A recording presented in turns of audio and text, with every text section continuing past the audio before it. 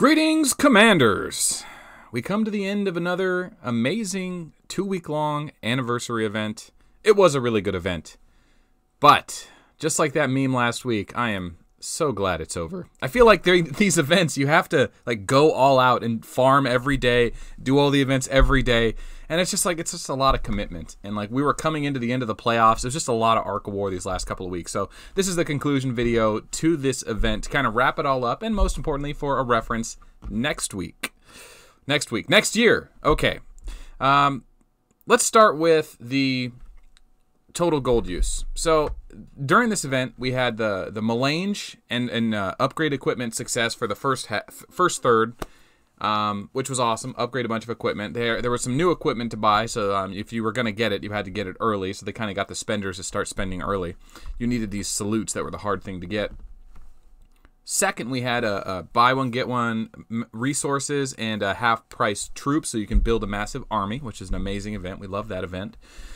Followed by a Ghillie event, so release Ghillie at the Warp Gate, and then which was also a buy one, get one magazines add leadership success event. Throughout the entire event, you got to do these things. I spent over $500,000. I didn't get to the million point. But I was able to get this stuff along the way, including that 3rd anniversary token. So a bunch of great stuff for spending during this event. This is a good event to spend on, because this is a game where you spend gold. That's kind of their whole thing, right? Buy the gold, spend the gold. I didn't make it to the 100,000 or 1 million. If I would have made it to the million, I could have gotten another couple of salutes, which would have let me get the legendary helmet that I wanted to get. I didn't end up going for it in the end.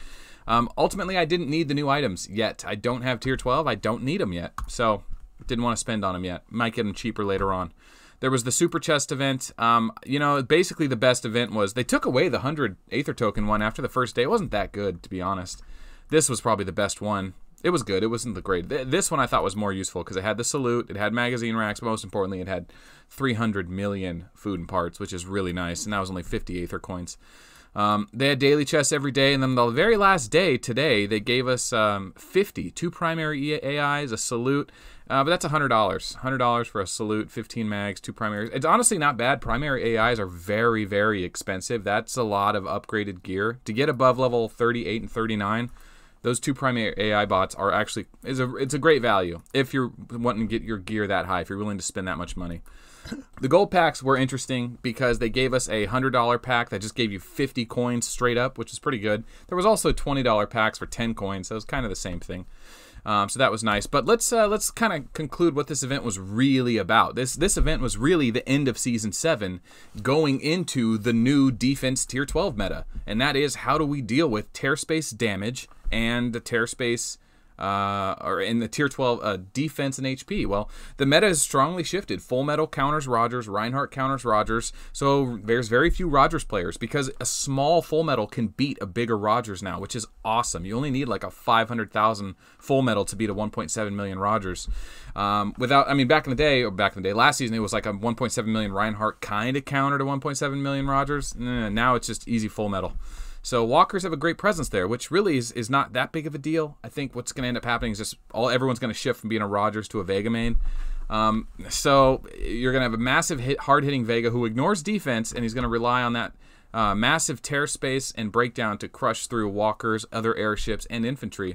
So what did they do? They gave infantry total damage reduction, which lowers the damage you take and the tear space damage you take, while also giving you HP with no penalty to attack damage in the helmet. That's what the Valkyrie does. It's HP minus attack. This is plus HP, not as much, and instead of minus attack, it's minus dodge, which not really a big deal for infantry anymore. They're definitely getting away from that dodge meta. It's nice to have some dodge, but everyone's running guaranteed hit gems.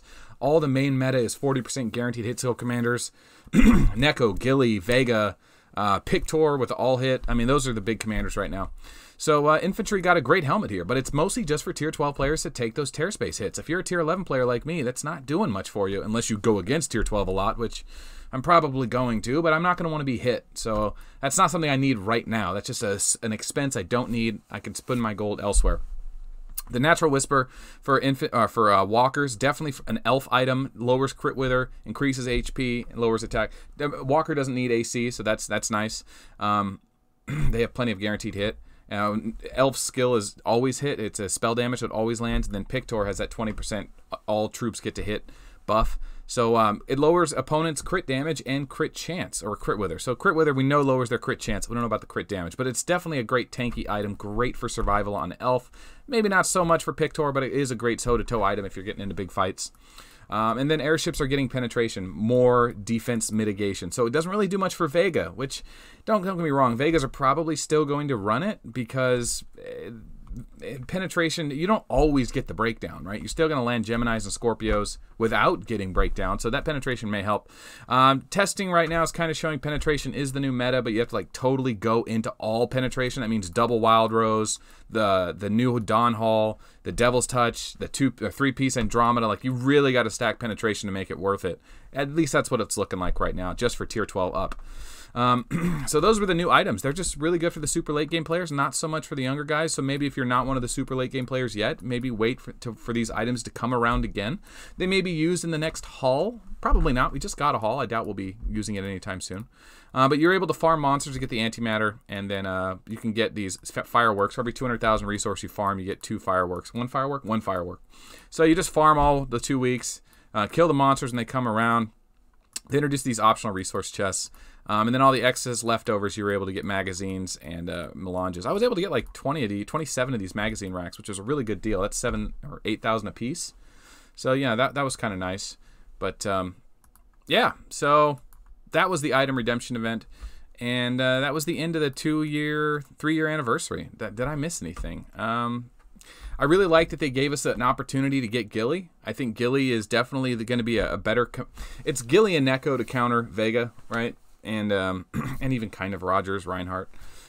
So Gilly event was an awesome choice. This one. They gave us a bunch of Echo medals. So I don't know. Maybe they're gonna buff Echo. People keep asking for an Echo breakdown. I'm just like, I'm not doing it. I'm not doing an Echo breakdown because he's just a win-less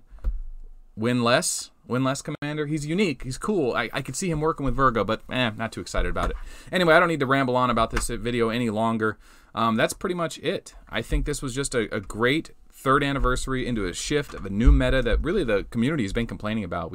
It has gotten quite a bit stagnant with these super defense commanders and airship being the offensive commanders. So hopefully we'll see a nice shift to walkers and infantry this next season. But that covers it. So thanks everyone for supporting the channel. We'll see you on the next video.